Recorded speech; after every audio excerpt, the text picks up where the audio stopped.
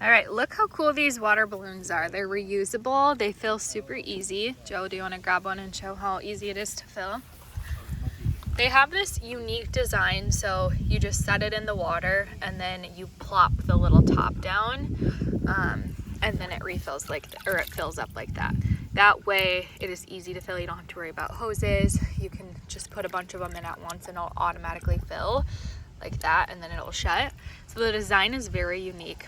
It also comes with this mesh bag, which is great for when they need to dry out and then just carrying it around.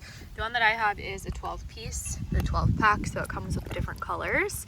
All right, do you want to throw them so we can see what it looks like when they get thrown? Okay, throw it over there towards the ground. Oh, Paisley was in the way. One more.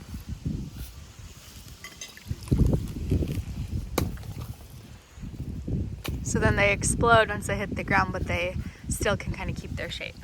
Pretty neat. The brand actually sent them to me to test out. They're the great summer activity, and it's nice because then you don't have to go pick around a bunch of like plastic pieces from the actual balloons.